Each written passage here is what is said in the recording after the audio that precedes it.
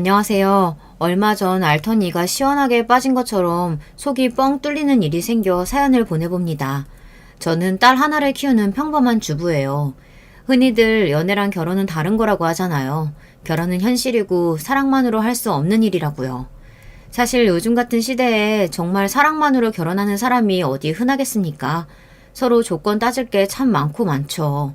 외모부터 시작해서 나이, 연봉, 직업, 자가 유무, 부모님 직업, 부모님 노후 대비는 되어 있는지, 술, 담배는 하는지, 건강은 어떤지. 결혼은 인생 최고의 장사라는 말이 괜히 나온 게 아닌 것 같아요. 여자는 어린 나이와 예쁜 외모, 남자는 능력이 무기가 되어 결혼 시장에 서로를 상품처럼 판매하고 이런 것들이 당연시 되어버린 사회지만 저는 좀 달랐습니다.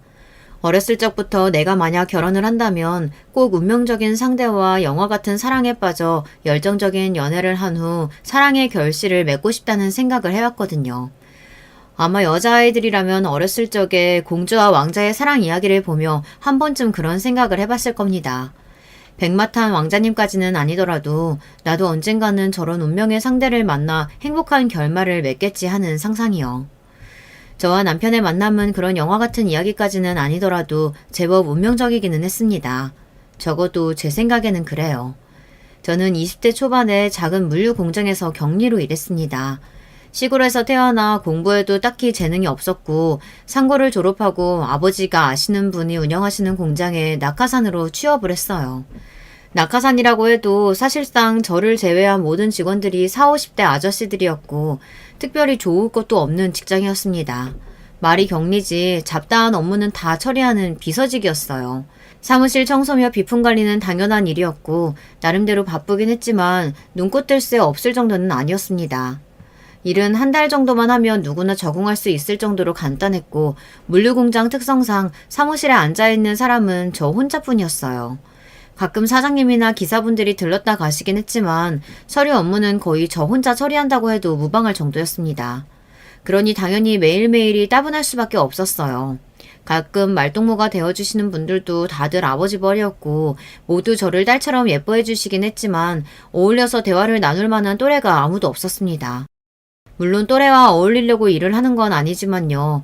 그래도 20대 초반의 나이에 매일같이 사무실에 혼자 앉아 재미없는 서류만 들여다보고 하루 종일 말 한마디 하지 않고 있으려니 좀이 쑤시더라고요.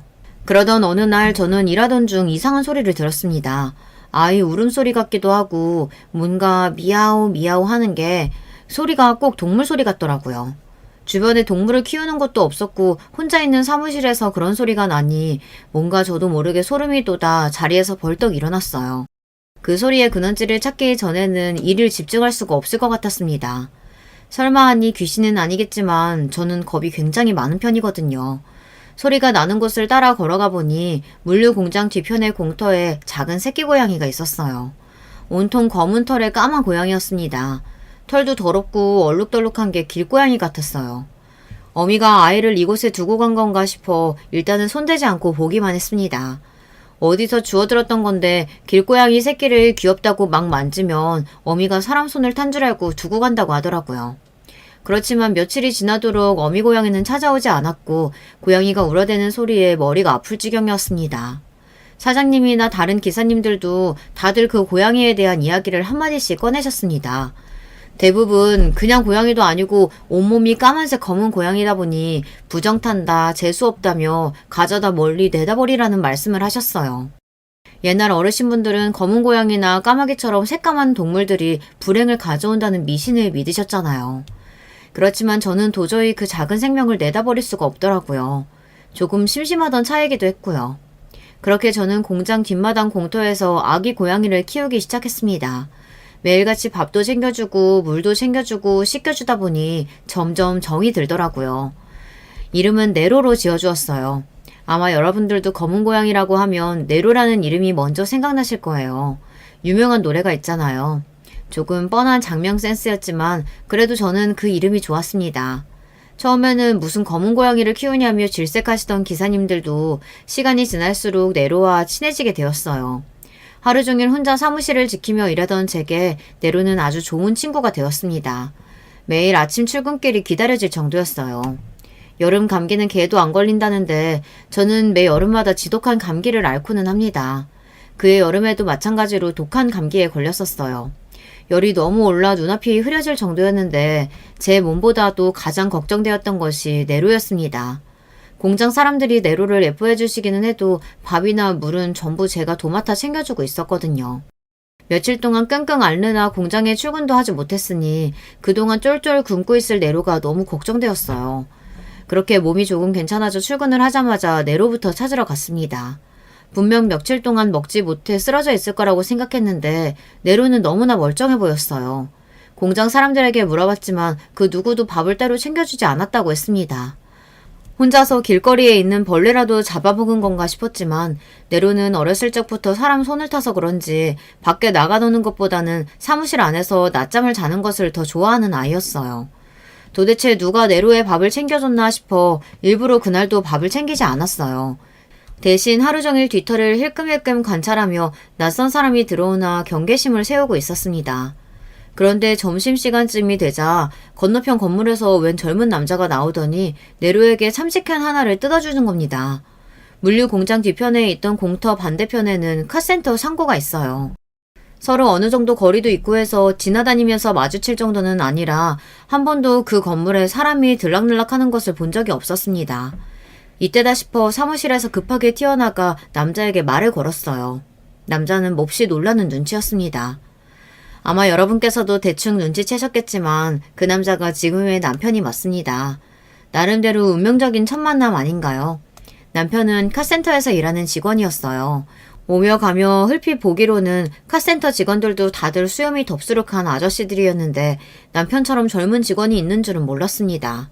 남편은 저와 같은 시골 출신이 아니라 서울 사람이었어요. 그런데 큰아버지 댁에 내려와 카센터 일을 돕고 있다고 했어요. 남편도 맞은편 물류공장에 저 같은 젊은 여자가 일하고 있는 줄은 전혀 몰랐다고 하더라고요.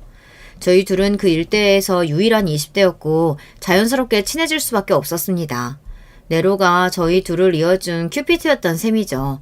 그 뒤로도 점심시간마다 네로 밥도 챙겨주고 공터에 앉아 대화를 나누기도 하고 일이 끝나면 근처 식당이나 카페에서 데이트 아닌 데이트를 하기도 하며 사이가 점점 가까워졌습니다. 남편은 조금 무뚝뚝하고 말수가 적었지만 고양이를 챙겨주는 걸 보니 마음씨는 굉장히 따뜻한 사람 같았어요. 옛말에 동물을 사랑하는 사람 중에 나쁜 사람은 없다고들 하잖아요. 물론 결혼하고 보니 어느 정도는 맞고 어느 정도는 틀린 말이었지만요. 어찌되었든 심심했던 공장 생활에 남편과 내로가 생기니 삶에 생기가 돌기 시작했습니다. 매일매일 출근길이 즐거웠고 남편도 저 덕분에 즐거워하는 눈치였어요. 저는 매사에 묻어난 남편과 다르게 가만히 있지 못하는 성격이거든요. 좋게 말하면 활발하고 나쁘게 말하면 정신이 없다고나 할까요? 잠시라도 둘 사이에 침묵이 있으면 어색함을 견디지 못해 먼저 말을 꺼내는 성격 있잖아요. 남편은 혼자서 북치고 장구치고 하는 제가 재미있어 보였던 모양입니다. 제 시덥잖은 농담에 그렇게 기계처럼 딱딱하던 사람이 웃어주는 모습이 참 좋았어요. 그 모습에 반해서 사귀게 되고 결혼까지 했는데 그 멋있던 사람이 지금은 다 어디로 갔는지 모르겠네요. 물론 외모만 보고 결혼한 건 아니지만 그래도 가끔은 젊은 시절 울퉁불퉁하던 남편의 팔근육이 그리워질 때가 있습니다. 결혼하고 저도 살이 많이 찌긴 했지만 남편은 거의 20kg가 넘게 쪄서 완전히 배불뚝이 아저씨가 다 됐거든요. 지금도 가끔씩 농담으로 완전 사기 결혼 아니냐고 말하곤 해요. 결혼 후에 남편은 제가 공장 일을 그만두고 남편과 함께 서울로 올라가길 바랬어요. 저는 그 말에 따르기로 했습니다. 공장 일이 어차피 제가 하고 싶어서 시작한 것이었다기보단 아까 말씀드렸듯이 특별히 할 일이 없어서 시작한 것이었고 예전부터 서울에서 살아보고 싶다는 마음이 있었거든요. 그렇게 저는 고향을 떠나 서울로 향했습니다. 시부모님을 처음 만나 뵙기 전 남편은 제게 집안 분위기에 대해 이야기를 해주었어요. 남편은 본인이 자란 집안은 몹시 가부장적이고 유교 문화가 강한 편이라고 했습니다. 특히 시아버지보다도 시어머니가 그런 면에서 아주 엄격하시다고 했어요. 어렸을 적부터 부엌에는 발도 못 들여놓게 하셨다면서요.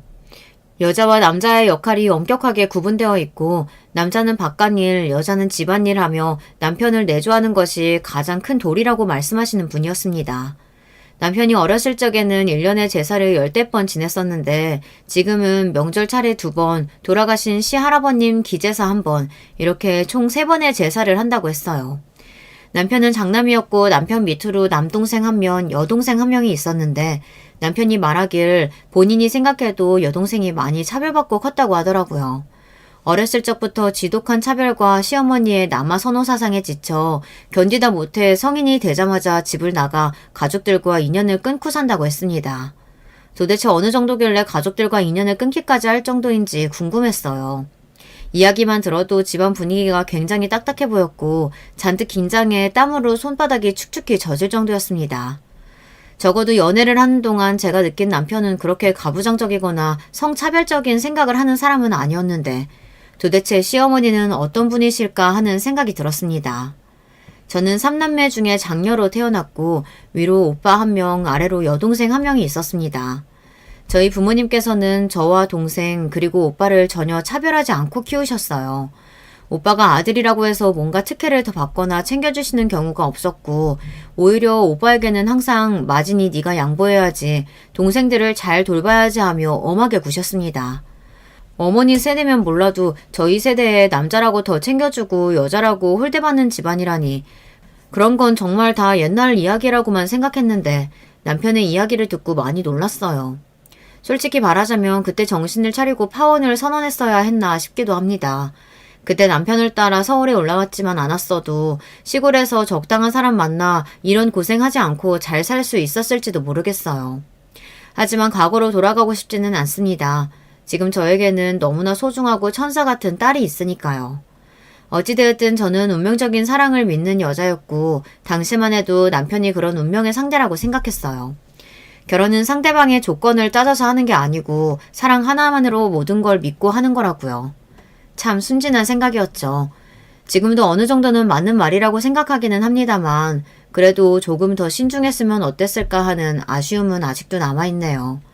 남편이 이 이야기를 들으면 섭섭할지도 모르겠지만요. 그래도 오죽했으면 자식이 부모와 연을 끊고 도망갈 정도였겠습니까. 나중에서야 이야기를 다 전해 들었지만 시어머니께서 아가씨에게 했던 짓은 정말 혀를 내두를 정도였어요. 시부모님은 남편에게 전해 들은 대로 정말 유교적이고 고지식하신 분들이었습니다. 처음 인사를 드리러 가니 무슨 여자가 인사 오는데 옷을 그렇게 입고 오느냐, 제대로 된 선물 하나 안 사오느냐고 바로 제 행동을 지적하셨어요. 그렇게 비싼 옷은 아니었어도 나름대로 단정하게 차려입고 갔고 과일 바구니도 들고 갔는데 시어머니께서는 과일 바구니가 영 성에 차지 않으셨던 모양입니다. 밥도 먹기 전에 제가 들고 간 사과를 하나 주시며 깎아보라고 하시기에 서툴지만 열심히 깎아냈더니 시어머니께서는 혀를 끌끌 차셨어요. 도대체 집에서 가정교육을 어떻게 받았길래 다 큰 여자가 과일 하나를 제대로 못 깎아? 안 봐도 집안 수준 뻔하다 뻔해. 저를 흉보시는 건 그렇다 쳐도 첫 만남에 저희 부모님까지 욕보이시니 당연히 기분이 좋지 않았습니다. 저는 어렸을 적부터 부모님을 도와 집안일을 많이 했었어요. 하지만 과일 같은 건 깎아본 적이 없었거든요. 시어머니 기준에는 과일을 깎을 줄 모르면 천하에 못 배운 년이라도 되는 건지 어찌나 사람을 연박을 주시던지요. 본인 같으면 딸을 저렇게 키웠으면 부끄러워서 시집이고 뭐고 아무데도 못 보낸다고 저 들으라는 듯 큰 소리로 투덜대시는데 정말 귀까지 뜨거워질 정도였습니다. 가장 당황스러웠던 것은 그런 상황에서 남편이 한마디도 제 편을 들어주지 않고 가만히 시어머니 말씀을 듣고 있었던 것이었습니다. 시아버지께서는 전해 들은 대로 몹시 과묵하고 저녁 식사 내내 겨우 한두 마디 하신 게 다였어요. 시어머니께서는 쉴 새 없이 얘가 어째서 별로네 저째서 별로네 하며 제 흉을 보시며 제게 이것저것 따져묻고 너무나 무례하게 구셨는데도 남편은 마치 남의 일이라도 되는 양 신경 쓰지 않고 본인 밥이나 먹고 있는 거예요. 옆구리도 찔러보고 뭐라도 좀 거들라고 귓속말도 해봤지만 자리가 끝날 때까지 남편은 제 편도 시어머니 편도 들지 않고 입만 꾹 다물고 있었습니다. 사실상 그 상황에서 제 편을 들어주지 않은 것은 시어머니 말에 동의하는 것이나 다름없었기에 저는 기분이 몹시 상할 수밖에 없었어요. 나중에 집에서 나와서야 남편은 제게 내가 말하지 않았냐, 우리 어머니 성격 좀 극성맞으시다, 내가 뭐라고 한다고 그 말 두신 분도 아니고 괜히 거기서 네 편을 들면 어머니 짜증만 더 내시고 입 다물고 있는 게 나았다, 어차피 결혼하면 자주 보고 살 사이도 아닌데 괜히 서로 얼굴 붉히지 말고 그냥 좋은 게 좋은 거다 하고 넘어가자. 이렇게 말하며 위로 아닌 위로를 해주었어요. 그때는 남편 말도 어느 정도 일리가 있다고 생각했고 저만 조금 참으면 다 끝날 일이라고 생각했습니다. 결혼 준비를 하면서도 시어머니께서는 본인이 결혼하기라도 하시는 듯 하나부터 열까지 전부 다 참견을 하셨어요. 그 소식을 들은 부모님께서는 참 극성맞은 사람이라며 이해가 안 된다고 고개를 저으셨습니다. 결혼 준비는 거의 서울에서 이루어졌기에 고향 시골에 계신 부모님께서는 참여를 많이 하지 못하셨는데요.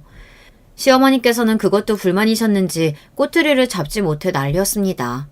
참도 못한 우리 부모님께서 시어머니께 연락해 도대체 왜 그러시는 거냐, 정말 너무하시는 거 아니냐 따지고 들자 시어머니께서는 저희 부모님께 딸 가진 죄인이다 생각하고 참으셔야지 그거 조금 못 참고 이렇게 바로 연락해서 쪼아대면 딸 시집 보내고 어떻게 하시려고 그러냐. 원래 딸은 출가 외인인 거 모르시냐. 이러며 적반하장으로 뻔뻔하게 구셨습니다. 부모님께서는 그런 시어머니의 대답에 저를 상식 밖의 집안이랑은 도저히 결혼 못 시키겠다며 남편이 좋든 말든 무조건 파혼하라 하셨고 결혼이 한번 엎어질 뻔했어요. 추후에 앞뒤 사정을 다 전해 들으신 시아버지께서 직접 시골 고향까지 내려가 부모님께 사과를 하시고 어찌저찌 잘 마무리가 되어 파혼은 면하게 되었습니다. 그때는 참 순진하게도 그게 처음이자 마지막 실현일 거라고 생각했어요. 결혼만 하면 그냥 아무 문제 없이 잘 살 수 있을 거라고 생각했었죠. 남편 말대로 결혼은 당사자끼리 하는 거니 결혼 후에는 시어머니와 마주칠 일이 별로 없을 거라고 생각했거든요. 그래서 마냥 행복했습니다. 가진 것도 없고 모아둔 것도 없었지만 진정으로 운명의 짝을 만나서 행복한 결말을 맞을 일만 남았다고 생각했어요. 하지만 진정한 시련은 결혼을 하고 나서부터 본격적으로 시작되었습니다. 결혼 후에는 우리 둘이서만 지내고 시부모님 볼 일은 없을 거라던 남편 말과는 다르게 시어머니께서는 매일같이 저희의 신혼집을 드나드셨어요. 참다 못해 비밀번호를 한번 바꾸니 어찌나 성을 내시던지요. 내가 우리 아들 사는 집 오겠다는데 네가 뭔데 시애미를 못 오게 하냐며 동네가 떠나가라 악을 쓰시길래 결국 다시 비밀번호를 알려드렸습니다. 도대체가 남편이랑 결혼을 한 건지 시어머니랑 결혼을 한 건지 알 수가 없었어요. 알고 보니 남편이 결혼하기 전에는 시어머니께서 서울부터 제가 살던 고향까지 일주일에 한 번씩은 반찬을 싸들고 내려와 남편을 보살펴 주셨다고 했습니다. 청소며 빨래며 시어머니께서 내려와 전부 다 해주시고 어린애나 다름없이 보살펴 줬더라고요. 어렸을 적부터 부엌에는 한 번도 들어가 본 적이 없던 사람이 혼자 산다고 했을 때 이상한 점을 느꼈어야 했는데 연애 시절에는 한 번도 남편이 지내고 있는 집에 가본 적이 없어 몰랐습니다. 평생을 시어머니의 보살핌 아래에서 자라서인지 남편은 지 손으로 밥 한 번 못 차려 먹는 인간이었어요. 밥도 못 차려 먹는 사람이 카센터에서 차 정비는 도대체 어떻게 하고 살았는지 모르겠습니다. 부모님 이야기를 전해 듣고는 집안일에 좀 서툴겠거니 생각은 했지만 정말 아무것도 할 줄 모르는 사람일 거라고는 상상도 못했어요. 남편에게 이제와 집안일 좀 도와라 말해봤자 평생을 걸쳐서 만들어온 습관이 고쳐질 리가 없었죠. 어차피 집에서 전업주부이라며 살림하고 있었으니 굳이 남편에게 집안일을 시킬 생각도 없었습니다. 물론 제가 없을 때 혼자 지낼 수 있을 정도는 되었으면 하는 바람은 있었지만요. 어찌됐든 남편에게 이제부터 내가 집안일을 도맡아 할 테니 시어머니께 제발 그만 좀 와달라 부탁 좀 해주라 말했고 처음에는 제가 시킨 대로 이제 안 오셔도 된다 몇 번 거절하던 남편은 그래도 본인 어머니고 평생 살아온 습관이 남아있는지 아무리 거절해도 막무가내로 찾아오시는 시어머니를 점점 나몰라라 했습니다. 그러던 와중 도련님께서 선을 봤던 여자와 결혼을 하게 되었다는 소식을 전해 듣게 되었습니다. 듣기로는 강남 부잣집 출신이라는데 막상 만나보니 귀티가 하나도 나질 않았어요. 부잣집 특유의 그 여유로운 분위기가 전혀 없었다고나 할까요? 솔직히 말하자면 동서의 첫인상은 몹시 볼품이 없었습니다. 삐쩍 마른 몸에 푸석푸석한 머릿결, 축 처진 입꼬리에 인상도 몹시 사나운 편이었고 성격도 완전 불평불만 투성이었어요. 둘은 앞서 말했듯 선자리에서 만난 사이였는데 도련님은 솔직히 동서를 별로 마음에 들어하지 않았어요. 그런데 시어머니께서 동서 집안 조건을 보고 결혼을 밀어붙인 것이었습니다. 저와 남편이 결혼할 때와는 180도 다른 모습으로 동서 비위를 맞추기 위해 살살 웃고 있는 시어머니의 얼굴을 보니 참 어처구니가 없었습니다. 저와 제 부모님께는 딸은 출가 외인이니 뭐니 난리를 떨며 그렇게 진상을 부렸으면서 돈 많은 집안딸 동서한테 하는 행동을 보니 딸이고 아들이고 사실은 그냥 돈 있고 없고의 차이라고밖에 안 느껴지더라고요. 당연히 결혼 후에도 시어머니께서는 항상 동서를 싸고 두셨습니다. 온갖 굳은 일은 다 제게 맡기시면서 집에 비싼 과일이나 좋은 것이 들어오면 바로 동서부터 가져다 주셨어요. 어느 정도는 예상했던 일이라 그렇게 섭섭하지도 않았습니다. 동서가 그렇게 좋으면 제발 우리 집에 찾아오지 말고 동서 집이나 다니지라는 생각뿐이었어요. 사실 전에 듣기로는 시어머니께서 동서네 집에도 결혼 후에 몇 번 찾아가셨다고 하더라고요. 반찬이며 뭐며 바리바리 싸들고 가셨다가 몇 번 쫓겨나신 이후로는 그 화를 저희 부부에게 다 푸시는 것 같았습니다. 정확히 말하자면 저에게요. 집이 잘 사는 동서 말에는 꼼짝도 못하시며 휘둘리시면서 제게는 어찌나 갑질을 하시던지요. 게다가 시어머니의 만행은 그뿐만이 아니었습니다. 집에 찾아오고 귀찮게 하고 참견하는 것까지야 100번 양보해서 참고 살 수 있다 칩시다. 그렇지만 도저히 참지 못하겠는 건 시어머니의 입방정이었어요. 시어머니께서는 소문난 수다쟁이였는데요. 시어머니께 말씀드린 사실은 반나절도 지나지 않아 온 동네 사람들이 다 알고 있다고 봐도 무방할 정도였습니다. 저는 어린 시절에 여행을 갔다 크게 사고를 당해 한쪽 발이 좀 불편해요. 일상생활에 문제가 있는 건 아닌데 오른쪽 발가락이 거의 절단이 돼서 살짝 모양이 뒤틀려져 있습니다. 발가락 모양이야 남들한테 평소에 보여줄 일도 없고 걷고 뛰는데 아무 문제가 없으니 저도 제 발가락이 이상한다는 걸 자주 잊고 살아요. 그렇지만 아무래도 여름철에는 발가락이 다 드러나는 슬리퍼나 샌들 같은 걸 피하기는 합니다.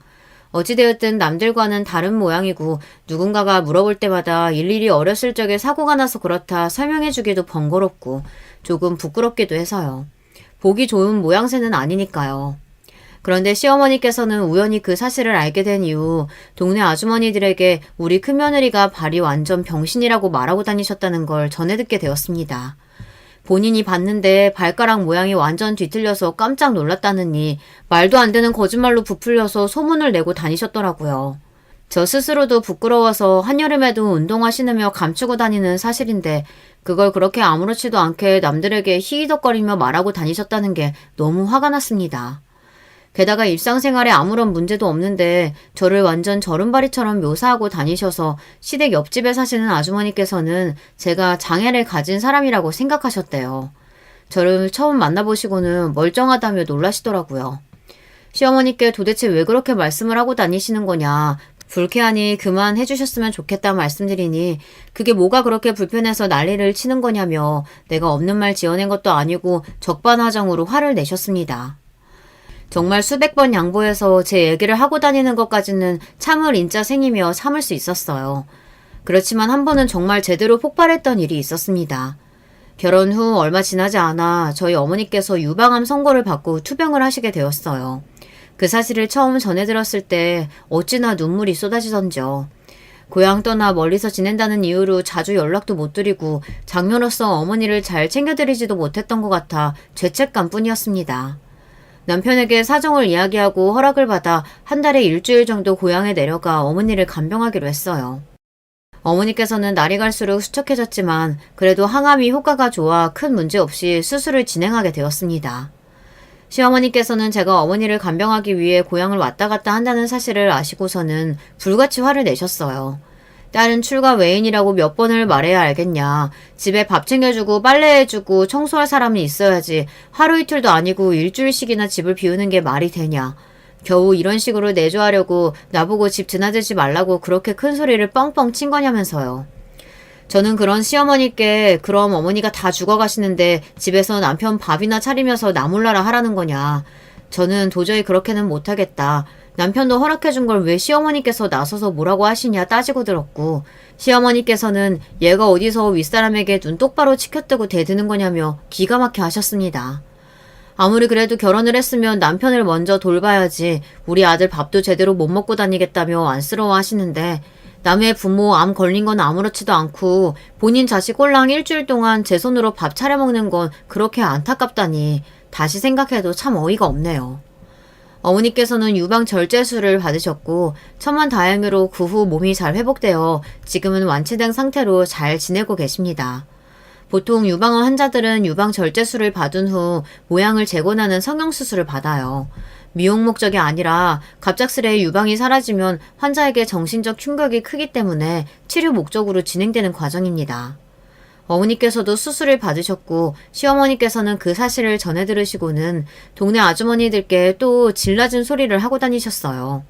사돈 여자가 유방암에 걸려서 수술을 했는데 새가슴이 생겨서 너무 부럽다면서요.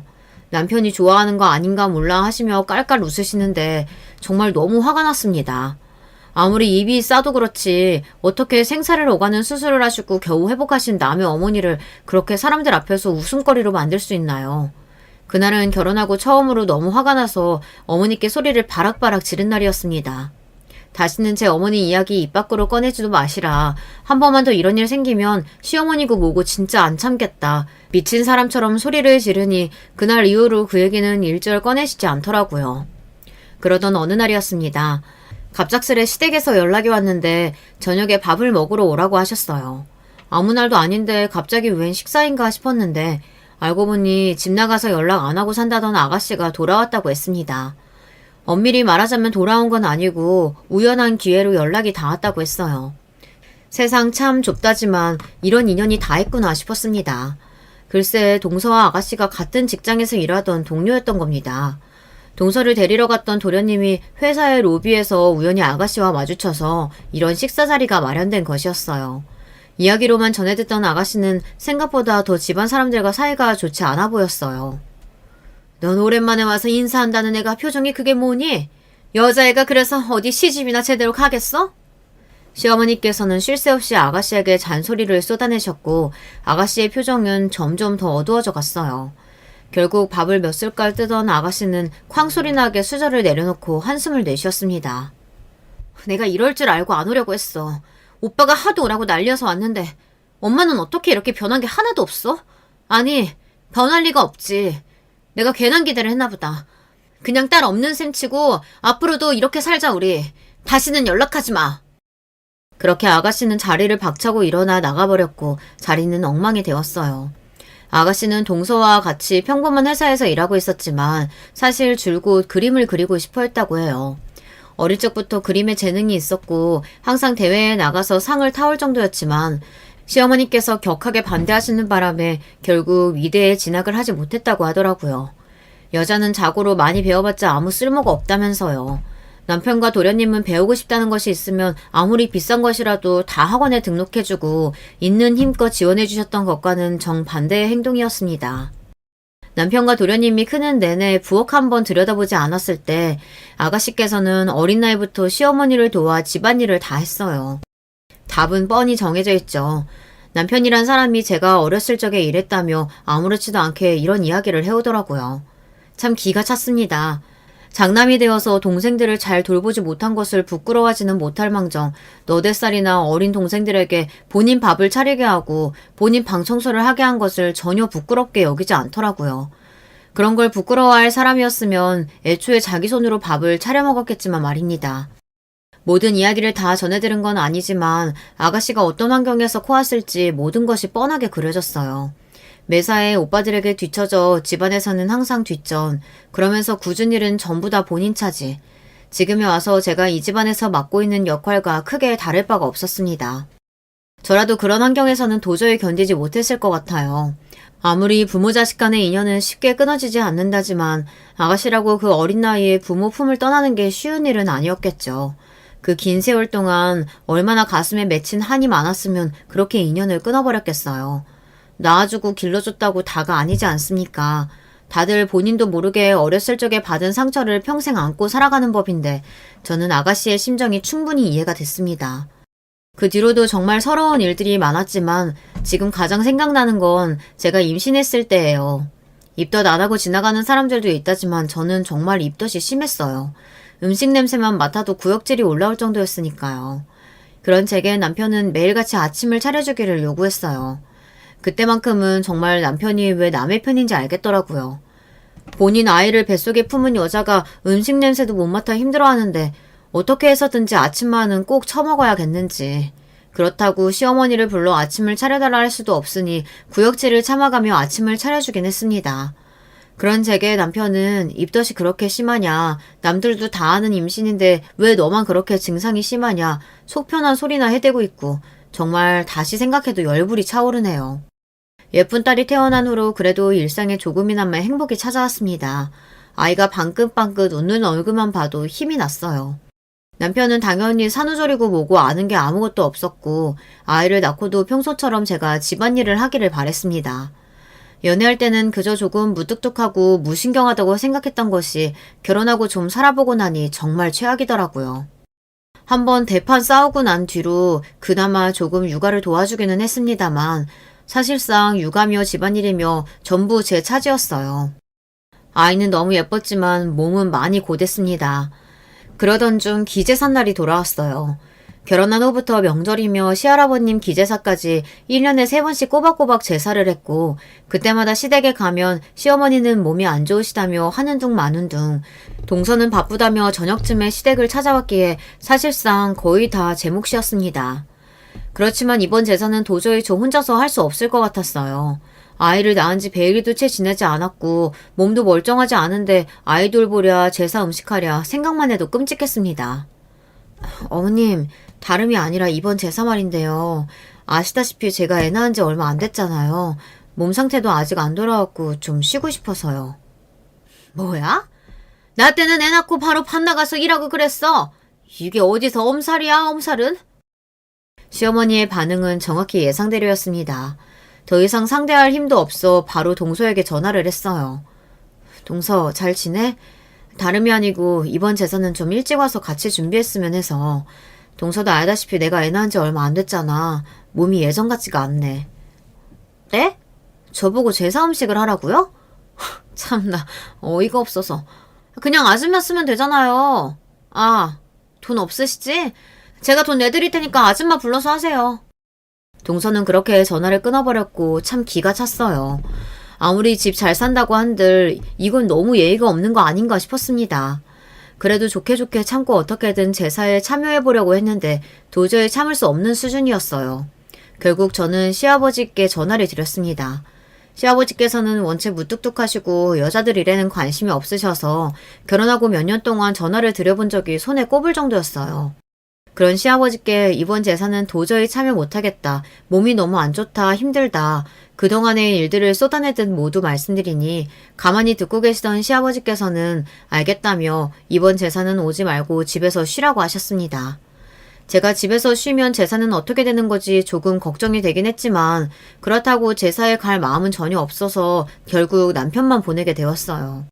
그 와중에 남편은 저는 집에서 쉬는데 본인은 왜 제사에 가야 하냐며 투덜거렸는데 당신네 조상님이지 우리 집 조상님이냐 당연히 가야 하는 거 아니냐 짜증을 내니 그제서야 엉덩이를 떼더라고요. 그렇게 남편을 보내고 딸아이와 간만에 둘이서 평화로운 시간을 보내고 있는데 전화기에 불이 나게 연락이 오기 시작했어요. 신경이 쓰이긴 했지만 받지는 않았습니다. 그렇게 한숨 낮잠을 자고 일어나니 저녁이 다 되어서야 남편이 돌아왔고 완전히 녹초가 되어 있더라고요. 무슨 일 있냐고 물어봤더니 남편은 말도 말라며 제사에서 있었던 일들을 이야기해 주었는데요. 정말 믿기지 않는 이야기였습니다.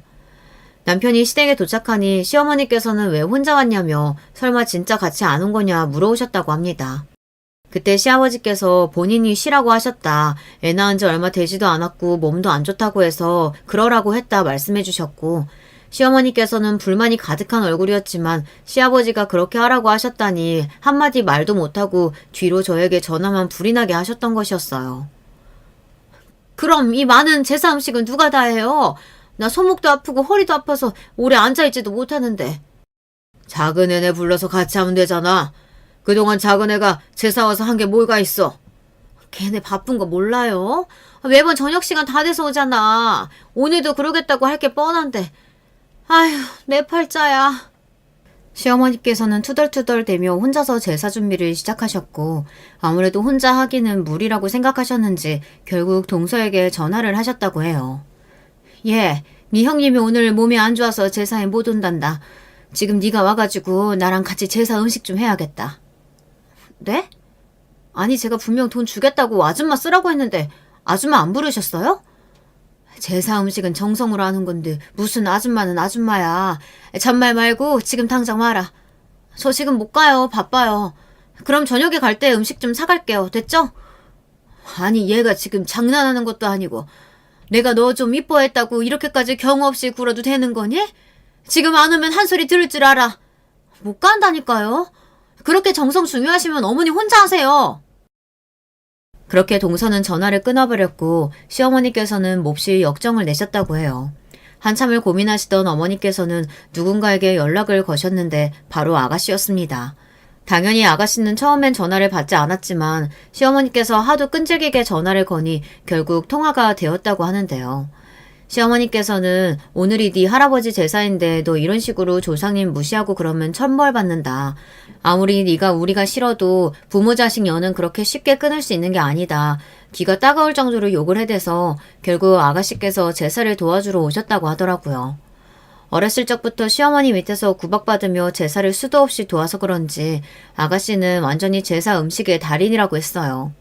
아가씨가 온 지 1시간도 안 되어서 그 많던 제사 음식 준비가 다 끝났다고 하더라고요. 아가씨는 시부모님께 이번이 정말 마지막이다. 다시는 이 집에 올 일도 가족들 볼 일도 없을 거다. 할아버지께 인사드리고 가는 거라고 생각하고 온 거다. 자식으로서 도리는 이걸로 다 했다고 생각한다. 딱 잘라 말했고 그렇게 말하는 아가씨의 태도가 너무 단호해서 시어머니께서도 별 말을 더 붙이지 못하셨다고 했어요. 제사가 끝나고 나서야 시댁에 찾아온 동서는 아가씨를 보고 좀 놀란 눈치였대요. 그렇지만 아가씨가 별말 안 하고 아는 척도 안 하니 안심하고 평소처럼 떠들어대기 시작했다고 하더라고요. 아니, 제사 음식 사는 게 뭐가 어때서 그렇다고 그렇게 유난이세요?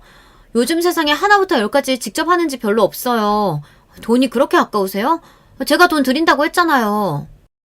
하도 돈 말끝마다 돈 자랑을 해대니 결국 듣다 못한 아가씨가 소리를 빽 질렀다고 했어요. 여기서부터가 정말 놀랄 노자예요.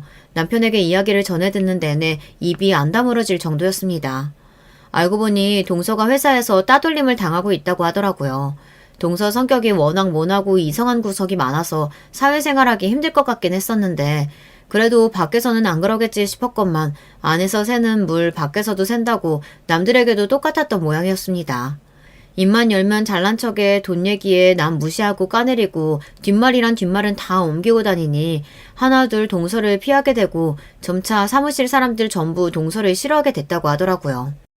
본인 말로는 돈 많아서 회사는 그냥 취미로 다니는 거라는데 매일같이 회사에 불평불만 투덜투덜거리고 사무실 분위기를 망치길래 한 번은 상사가 그렇게 회사가 불만이고 취미로 다니는 거면 그냥 그만두라고 호통을 친 적이 있다고 했습니다. 그런 일을 겪어도 동서는 여전히 회사에 다녔다고 하더라고요. 회사 사람들도 본인 말처럼 돈도 많고 취미로 다니는 거면 때려쳐버리면 될 텐데 왜 저렇게까지 투덜대면서 회사에 붙어있는 건지 모르겠다는 반응이었다고 해요. 회사에 당신 빚쟁이 찾아오는 거 모르는 사람 없어. 저렇게 뻔뻔하고 입만 열면 거짓말인 여자가 도대체 누구랑 결혼했나 했더니 알고 보니 동서가 강남 출신의 잘 사는 집안 출신인 것은 사실인데 그건 다 옛날의 영광이고 동서 아버지 사업이 쫄딱 망한 후로는 빚더미에 시달리고 있는 처지였다고 하더라고요. 정말 들으면서도 어이가 없었어요. 어쩐지 잘 사는 집안 딸 치고는 품위도 없고 귀티도 안 흐르고 맨날 말로만 돈 많다 자랑을 해대지 비싼 물건 쓰는 꼴을 한 번도 못 봤는데 모든 퍼즐이 딱딱 들어맞는 느낌이었습니다. 아가씨는 앞으로 다시는 가족들하고 연락할 생각도 없고 어차피 곧 회사도 옮길 생각이었다며 정말 지긋지긋하다. 어쩜 며느리까지 저런 사람으로 수준이 맞게 들어왔냐면서 시어머니와 대판 말다툼을 하고 그대로 나가버렸다고 했어요. 며느리 한 명이 제사에 빠졌다고 그렇게 난리가 날 줄은 정말 몰랐습니다. 시어머니께서는 모든 사실을 아시고 충격의 뒷목을 잡고 넘어가셨다고 했어요. 다른 거 하나 안 보고 집안 배경 조건 맞춰 결혼한 건데 알고 보니 그 모든 게 거짓말이었다니 그럴만도 하죠. 이건 사기 결혼이다. 이혼을 한 해 만에 제사상 앞에서 난리를 치는 통에 결국 시아버지께서 다들 조용히 하고 집으로 돌아가라 호통을 쳐서 자리가 마무리되었다고 하더라고요. 아무래도 제 잘못은 없긴 하지만 다 제가 제사에 안 가서 일어난 일이니 그래도 좀 신경이 쓰이기는 했어요. 동서한테 연락이라도 해봐야 하나 하던 차에 호랑이도 제 말하면 온다고 딱 동서에게 전화가 왔습니다. 이거 다 당신이 계획한 거지? 그 여자도 당신이 부르라고 한 거 아니야? 제사 음식 좀 하는 게 뭐가 그렇게 힘들다고 이 난리 사단을 만들어. 책임져. 너 때문에 이혼당하게 생겼으니까 책임지라고. 조금이나마 남아있던 미안한 마음이 쏙 들어가는 순간이었어요. 울컥하는 마음에 저도 더 이상은 참지 않고 그동안 쌓아왔던 말들을 쏟아냈어요. 이게 어디서 반말이야. 너 그동안 그렇게 잘난 척 다 하더니 사실은 쫄딱 망한 집안이라면서. 내가 이런 말까지 안 하려고 했는데 보통 사람이 돈이 있으면 주변에 똥파리라도 꼬이기 마련이야. 근데 네 집에는 아무도 없는 거 보면 모르겠니? 네 인성이 얼마나 파탄났으면 회사에서까지 따돌림을 당하겠어. 남들 욕하기 전에 본인부터 돌아봐. 돈 많은 게 다가 아니야. 아니지, 이제는 너 돈도 없구나. 그동안 돈 많다고 너 싸고 들던 어머니가 뒷목 잡고 넘어가는 꼴 보니 기분이 어떻지? 너 그 거짓말만 아니면 아무것도 아닌 인간이잖아. 없다가도 생기고 있다가도 없어지는 게 돈이야. 누구보다도 네가 더 잘 알잖아. 이번 기회에 그 썩어빠진 인간성 좀 고쳐. 할 말을 다 쏟아내니 속이 정말 시원했습니다. 그렇게 전화를 끊어버리니 당연히 바로 전화가 불이 나게 왔고 받을 생각은 전혀 없었어요. 동서뿐만 아니라 시어머니에게도 계속 연락이 왔고 역시나 받자마자 너네 집에서 가정교육 그렇게 받았냐, 세상에 제사에 안 오는 며느리가 어디 있냐, 험한 말을 쏟아내시더라고요. 평소 같으면 그냥 가만히 다 듣고 있었겠지만 더 이상 저도 다 참아주고 살 생각이 없었습니다. 어머니 자꾸 가정교육 운운하시면서 저희 부모님 욕하시는데 그러는 어머니도 남편 가정교육 잘못시켰다. 이 나이 먹도록 지 손으로 밥 하나 제대로 못 차려 먹는 게 말이나 되냐. 어머니 말대로 저 가정교육 못 받고 못 배워먹은 년이니 앞으로 제 마음대로 살겠다. 참견하시지 말라. 그렇게 할 말을 다 쏟아내고 전화를 끊어버렸습니다. 그리고 앞으로 도저히 전처럼은 못 살겠다는 생각이 들어 남편에게 선언했어요. 시어머니 우리 집 그만 오시라고 하고 앞으로 제사 때도 혼자서는 요리 못한다. 당신도 나이 그만큼 먹었으면 밥 정도는 혼자 차려 먹을 줄 알고 기본적인 집안일은 해야지. 나랑 어머니 없으면 혼자 할 줄 아는 게 도대체 뭐가 있냐. 앞으로는 당신 하녀처럼 하나부터 열까지 다 안 해주겠다 말하니 남편은 발끈하더라고요. 본인도 하면 잘한다. 당신 마음대로 해라. 누가 들으면 당신이 엄청 큰일 하고 있는 줄 알겠다면서요. 그런 남편을 보며 콧방귀를 뀌었습니다. 지금은 자존심이 상해서 큰 소리를 치지만 며칠 뒤면 제 앞에서 잘못했다 빌게 될 거라고 생각했어요. 남편이 제게 항복을 선언할 때까지 저는 밥도 차려주지 않고 빨래며 집안일도 하나도 해주지 않았습니다. 딱 저와 딸아이가 먹을 밥만 차리고 빨래도 마찬가지였어요. 그렇게 없는 사람 취급하며 며칠 지내니 혼자서 할 줄 아는 게 아무것도 없던 남편은 곤란해하는 게 딱 눈에 보이더라고요. 얼마 뒤면 잘못했다고 빌겠구나 싶었는데 갑자기 시어머니께서 저희 집에 찾아오셨어요. 무턱대고 비밀번호를 열고 들어오려고 하시길래 안에서 이중으로 문을 잠갔습니다. 시어머니께서는 문을 두드리면서 문 열라고 난리였고 저는 절대 열어드릴 생각 없다. 경찰 부르겠다 큰 소리를 쳤어요. 결국 시어머니께서는 저희 집에 한 발자국도 들어오지 못하시고 돌아가셨고 역시나 남편이 시어머니께 SOS를 친 거였더라고요. 며칠째 밥도 제대로 못 먹고 있다는 남편의 연락을 받은 시어머니께서는 불이 나게 반찬을 해서 저희 집으로 달려오셨던 것입니다. 소식을 듣고 어떻게 어머니를 문 앞에서 쫓아낼 수 있냐며 펄쩍 뛰는 남편에게 앞으로도 연락 없이 찾아오시면 절대 문 열어드릴 생각 없다. 예전처럼 다 참아주고 이해해주고 살지 않겠다 말하니 남편은 결국 뱉기를 들었습니다. 진작부터 이렇게 했어야 하는 일인데 제가 너무 미련한 부인이었던 것 같아요. 앞으로 명절이며 제사며 가서 딱 제가 할 만큼만 하고 지금처럼 바보같이 다 참아주고 살지는 않을 겁니다. 동선에는 결국 이혼을 하기로 했다더라고요. 솔직히 말해서 사기 결혼이나 다름없긴 하지만 조건만 보고 결혼한 도련님이나 결혼을 강요한 시어머니도 잘한 게 없다고 생각합니다. 요즘 시대에 사랑으로 결혼하는 사람이 어딨냐 하지만 서로 조건만 보고 결혼하는 행태가 그리 바람직하지는 않잖아요. 저부터가 조건보다는 사랑으로 결혼한 사람이기도 하고요. 물론 결과가 썩 성공적이지는 않은 것 같긴 합니다만. 어찌됐든 미우나 고우나 제 남편인데 앞으로도 지지고 볶고 잘 살아봐야죠. 결혼 생활 동안 정말 혼자서 마음고생 몸고생 많이 했었는데 이제서야 뭔가 속이 뻥 뚫린 기분이에요. 진작부터 할 말 다 하고 살 걸 내가 뭐가 부족하다고 그렇게 매사에 내내거리면서 고개 숙이고 살았던 건지 모르겠습니다.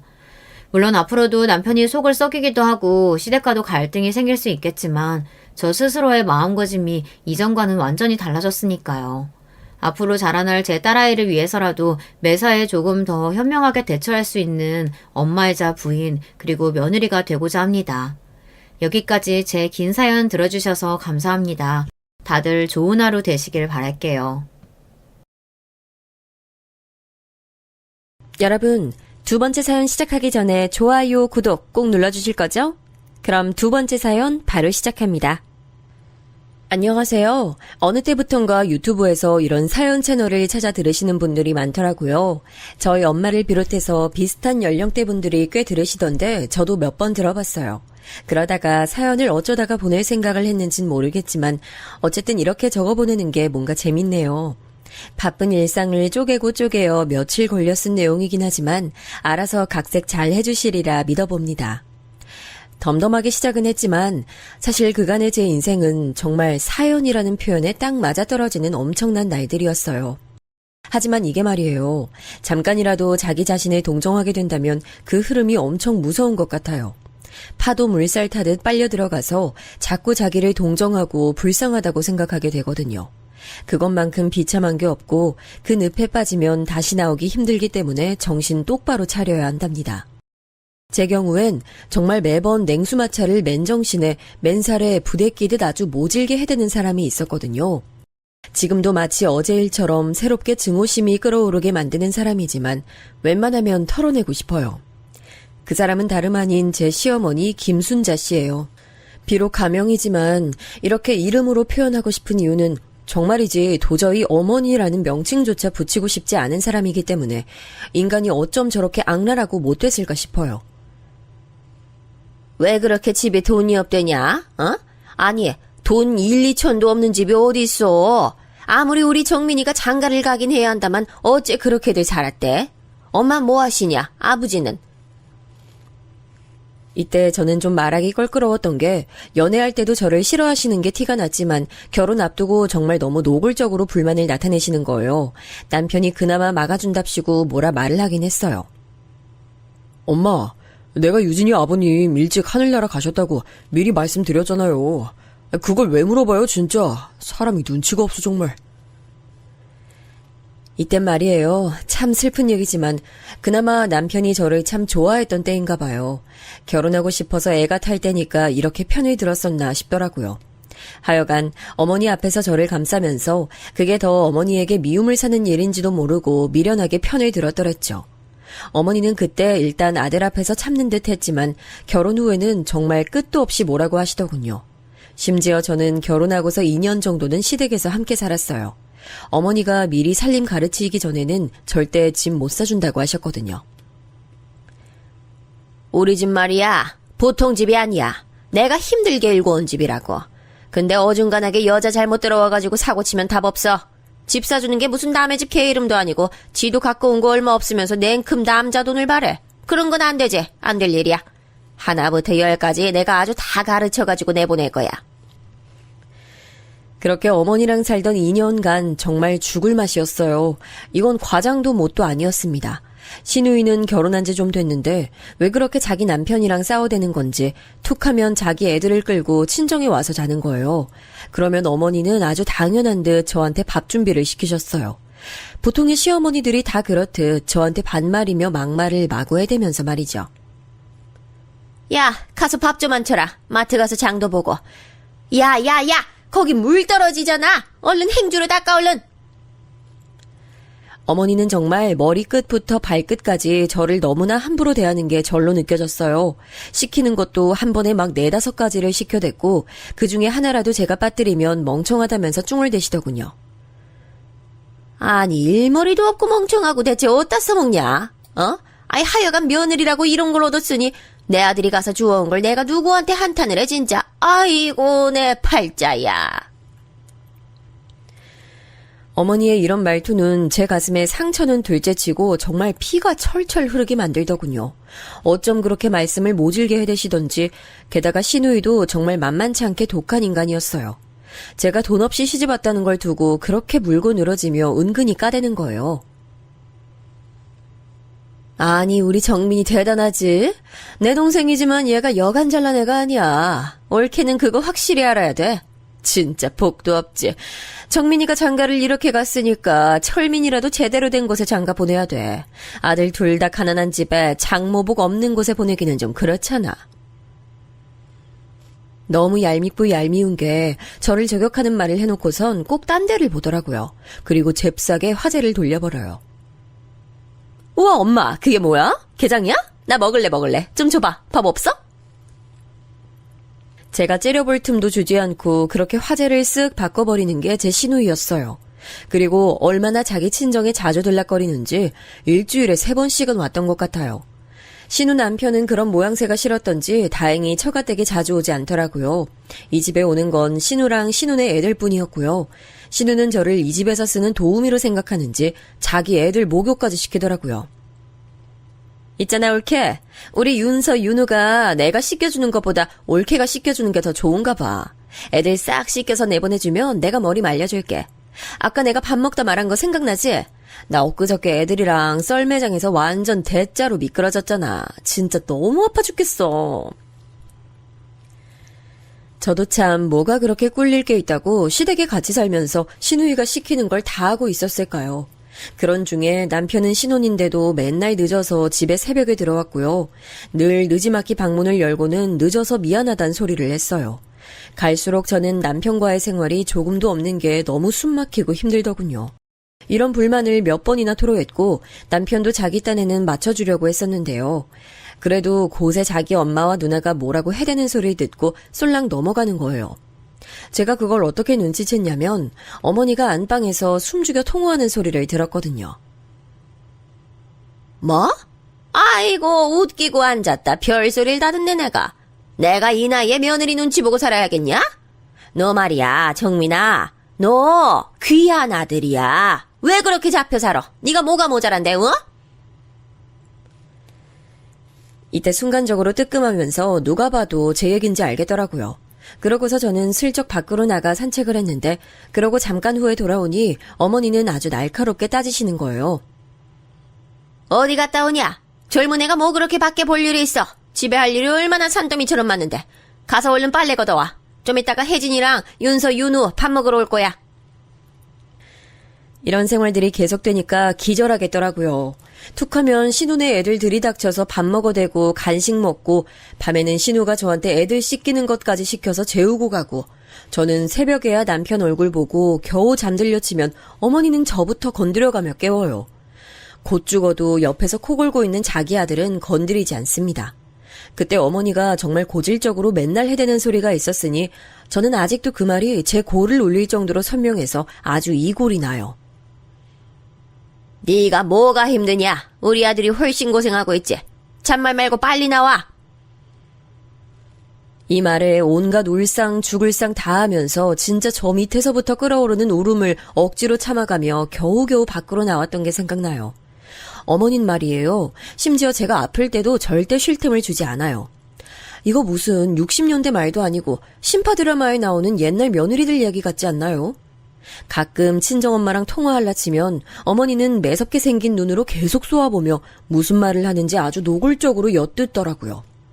어쩌다가 제가 친정이라도 다녀오려고 하면 아주 죽을 기세로 저를 쥐잡듯 잡아요. 너는 아주 근본이 틀려먹었어. 아니 시댁에 얹혀 사는 주제에 제대로 해먹는 것도 없고 머리는 멍청해가지고 뭐가 그리 잘라서 친정 가서 들어왔는다고 그러냐? 네 엄마가 왔다 가라디? 어머니는 우리 엄마를 니네 엄마라고 부르면서 절대 사돈이란 단어를 쓰지 않더군요. 하다못해 우리 엄마가 저랑 자유로이 보기 힘드니 수박이랑 과일들을 사가지고 시댁에 찾아오신 적이 있었는데요. 어머니는 정말 너무너무 싫어 죽겠다는 티를 내는 거예요. 그냥 과일만 받아가지고 정말 한 10분, 20분 됐을까요? 곧장 우리 엄마를 나가게 만드는 거예요. 아이고 사돈 조금 있으면 딸내 와요. 보시다시피 집도 엉망이고 지금 할 일이 많아요. 나중에 시간만 있게 오세요. 그때 내가 연락하라고 하겠습니다. 그러면서 정말 내쫓듯 엄마를 내보냈고 엄마는 아주 머쓱한 얼굴로 현관에서 신발을 신었어요. 그러고 문을 나서는 엄마 뒷모습을 보는데 아찔하더군요. 내가 대체 왜 이러고 있을까? 난 뭘 위해 결혼을 했길래 내가 뭘 잘못한 게 있어서 이런 취급받아가며 이렇게 뒷집 순이처럼 살고 있나 싶었어요. 아빠 없이 엄마랑 둘이 사다 오던 중에 학교에서 왕따도 당하고 힘든 일도 겪었지만 이렇게 처절하게 상무시를 당하며 살아본 적이 없었거든요. 시기는 어느새 2년쯤 됐고 저는 남편에게 아주 큰 결단을 표했어요. 오빠, 우린 계속 이렇게 어머니랑 같이 사는 거야? 시간 지나면 나가자고 하지 않았어? 나 솔직히 말할게. 나 계속 이렇게 어머니랑 같이 살기 힘들어. 오빠는 이해 못 해주겠지만 나 스트레스 너무 많이 받아서 살이 이렇게나 빠졌어. 그 정도는 오빠도 알지 않아? 이때 정말 얼마나 한이 맺히던지 말하면서 피로감에 숨도 잘 안 쉬어지더군요. 남편은 그때 가운데서 치이는 게 자기도 싫었던지 본인도 어느 정도 생각은 했다고 하는 거예요. 결국 시간이 좀 걸리긴 했지만 우리는 크게 멀리 벗어나 보지도 못하고 5분 거리에 있는 집을 얻게 됐답니다. 그래도 저는 정말 단칸방이라도 어머니랑 붙어있지 않는 환경이 된 게 믿을 수가 없더라고요. 그 전갈처럼 날선 눈, 조금이라도 잘못 부르면 악을 쓸 것 같은 그 성난 입, 정말 그림자만 대충 봐도 저한텐 끔찍한 인간 군상이었어요. 그런데 말이에요. 저한텐 그렇게 뱀처럼 독살 맞고 마구 함부로 대하면서 며느리들은 아주 발밑에 깔고 밀면서 놀려던 우리 어머니가 있죠. 어떻게 그렇게 달라질 수가 있을까요? 똑같이 며느리를 봤는데 엄청 벼르면서 며느리 잡고 살겠다던 분이 말이에요. 갑자기 세상 자애롭고 현명하고 중립 잘 잡아주고 자상한 시어머니로 변한 거예요. 사람이 갑자기 변하면 죽는다던데 진심으로 저는 걱정이 밀려올 정도로 어머니 변화를 크게 체감했어요. 저뿐 아니라 신우조차 질투할 정도로 어머닌 그렇게 아주 다정다감한 분으로 변했어요. 초반에 절 부르던 호칭 야야는 고사하고 기분 나쁘고 성나면 이런 재수없는 연인의 모내에 하는 끔찍한 막말을 하시던 분이 호칭을 새아가로 바꾸셨다는 거예요. 다들 이런 변화에 놀라면서 저 역시 너무 놀랬지만 참 섬뜩하고 무서운 사실이 뭔지 아세요? 그렇게 변하고 새 사람이 되어 며느리를 대하게 된 우리 시어머니 말이에요. 그렇게 착하게 대하시는 그 며느리가 적어도 저는 아니었다는 거예요. 앞서 말씀드렸지만 며느리가 한 명이 아니고 두 명이거든요. 저는 큰 며느리, 작은 며느리 이렇게 있는데 그 며느리가 새로 들어오니 아주 개과천선, 환골탈태하듯 그렇게 잘해주시더군요. 이런 변화를 크게 새길 수밖에 없었던 이유는 제가 그 노릇을 그만두고 엎어버릴 때까지 어머니는 여전히 아주 올곧게 한 길을 가셨기 때문이에요. 잘해줘야 할 것 같은 작은 며느리한텐 자애로운 시어머니셨고 돈 없고 볼품 없고 보기만 해도 역겹고 짜증나는 큰 며느리는 여전히 밟아가며 한 번씩 말로 조근조근 두드려 패줘야 성이 풀렸어요. 그런 평행길을 정말 그 지독한 노친네가 아주 뚝심 있게 유지하셨죠. 전 동서와의 사이에서 나쁜 감정은 없었지만 어머니의 이런 말 같지도 않은 차별 행위가 계속되니 나중엔 동서도 싫어지고 다 짜증나더라고요. 우리 어머니가 그렇게 아예 며느리 자리를 만들어 놓고 저처럼 무시를 할 마음의 준비를 하고 있었는데 희한하게 그 자리를 치고 다른 여자가 들어왔어요. 도련님이 만나던 여자가 있었는데 임신했던 걸 알고도 어머니가 불러서 어찌나 모질게 굴어댔던지 그만 아기를 하늘나라에 보내게 됐는데요. 어쩌면 그 여자도 저보단 똑똑했던 것 같네요. 그런 쓰디쓴 경험을 한번 하고 나더니 그대로 헤어져 버렸어요. 저한테도 이런 말을 남겼었어요. 저는 이번에 일을 겪고 나니까 제대로 정신 차렸어요. 근데 이거 좀 예의 없는 말인 거 알지만요. 애도 없으시면서 왜 이런 집안에서 계속 꾹꾹 참으면서 사시는 거예요? 정말 너무 이해 안 가요. 더 늦기 전에 정신 차리셨으면 좋겠네요.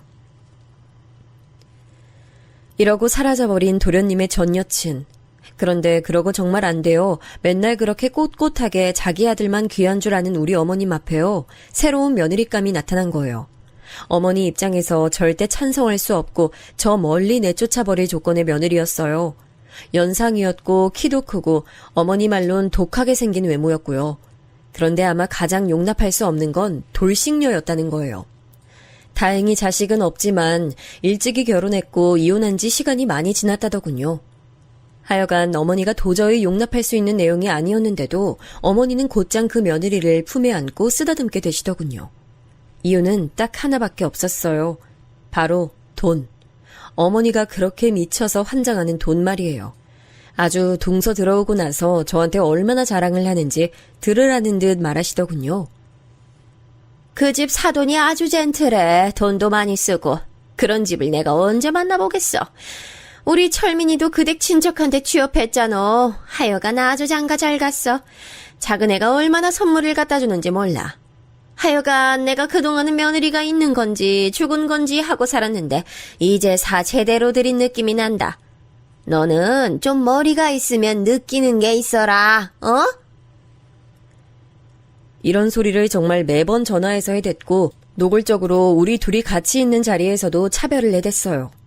명절에 시댁에 같이 모였는데 자꾸 동서 보고는 앉아있으라는 거예요. 아이고, 새아가 뭘 움직이냐 움직여. 넌 그냥 아무것도 안 해도 돼. 선물도 사오고 용돈도 그렇게 줘놓고 뭘 밥까지 하려고 그래. 가만히 앉아서 그냥 주는 거 먹기나 해. 그러면서 모든 일은 다 저에게 몰아주는 어머니, 그리고 동서 비위를 맞춰서 자기도 뭘 얻어보려는 시누이까지 이때 저는 말없이 청심환을 털어먹으며 견뎠어요. 돌아오는 길 남편 역시 눈치 없이 이런 말을 해대는 거 아니겠어요? 그러고 보면 철민이 진짜 인생 잘 풀려. 쟤 그전에 백수되고 파혼했을 때 진짜 어떻게 사나 했다니까. 엄마가 울면서 얼마나 속상했는데. 아니, 저렇게 부잣집 부인 얻어가지고 금방 훅 장가도 가잖아. 처가에서 직장도 턱 얻어주고 이번에 장인이 차도 뽑아주신 거 봐봐. 난 저런 차 언제 사보냐고. 듣고 있다가 제가 몇 마디 써붙였는데 아무래도 말이에요. 남편이 저에게 세상 다 내려놓은 사람처럼 함부로 굴기 시작한 건 이때 같아요. 아마 그 전에 시댁에서 같이 살 때도 무의식 중에 그런 게 있었겠지만 그나마 신혼 에너지가 있어서 그런지 제 얘기도 들어주곤 했거든요. 근데 어느 순간부터 인간이 화로 가득 차 있고요. 제가 조금만 불만 얘기하거나 싫은 소리를 하면 성질을 내는 거예요. 눈을 이글거리며 여차하면 정말 물리적으로 뭐라도 저지를 기세로 말이에요. 야, 시끄러워. 한 번만 더 말하면 너 진짜 후회한다. 그만 얘기해, 시끄러우니까. 제가 뭘 그렇게 대단한 잘못을 했다고. 저는 그냥 남편이 너무 자기 누나며 엄마 편만 들고 제 앞에서 저를 함부로 대하니까 표현을 했을 뿐이거든요. 오빠 진짜 왜 그래? 나는 내 의견 말도 못해? 아까 어머니가 동서랑 나한테 어떻게 하는지 봤잖아. 나한텐 계속 일 시키시고 나는 밥도 못 얻어먹었어. 집에 가서 뭔가 빨리 먹어야 될 것 같은 생각뿐이라고. 오빠는 내가 밥이나 먹고 있는지 챙겨봤어? 20명 다 되는 식구들 밥하면서 허기라도 채웠는지 봤냐고. 사실 생각해보면 제가 뭐 그리 심한 말을 했나요? 이 상황을 보고 그냥 상상만 해봐도요. 정말 100번 양보해서 사연 들어주시는 어머님 아버님들. 제가 본인 딸이라고 생각하면 가슴 아프지 않으세요? 우리 시어머니만 해도 본인 딸이 명절에 가서 반나절 설거지한 게 그렇게 약올라 죽겠는 분이거든요. 사위랑 싸워서 냉전 중인 것도 속상하고 사위 죽일 놈이라며 그렇게 욕을 하시는 분이에요. 근데 우리 남편은 말이에요. 이후로 정말 제가 믿을 수 없을 정도로 충격을 받았던 한참 시간이 지났는데도 잊혀지지 않는 일을 제게 저질렀어요. 아, 안 되겠다. 너 저쯤에서 세워줄 테니까 내릴래? 뭐? 전 당연히 잘못 들은 줄 알았어요. 나중에 그 의미가 뭔지 깨닫고 있는 와중에도 홧김에 어떻게 이런 말을 하나 싶어 기가 막혔고요. 하지만 남편은 진심이었어요. 진심으로 자기 옆에서 이렇게 자기네 가족 욕을 하는 여자가 꼴보기 싫고 짜증났던 겁니다. 얘를 태우고 가는 게 너무 짜증나고 싫으니 근처 역 입구 쪽에서 적당히 내려준 거예요. 내리라고? 지금? 지금 여기서? 아니, 가만히 있어봐. 저기 사거리, 역 앞에서 내려줄게. 혼자 알아서 적당히 가. 집 근처잖아, 어차피. 저랑 시댁을 떠나 마트를 갔다가 돌아오는 길이었는데 아무리 가까운 길이라지만 자기 기분 나쁘다고 내리라니요. 결혼 생활 내에 이런 경험을 한 적이 없는데 진짜 어이가 없더라고요. 정말 서글픈 게 뭐냐면 왜 결혼 생활은 길어지면 길어질수록 시댁을 대하는 것도 경력이 높아져 가는데 왜 아무도 그 값을 안 쳐주는 걸까요?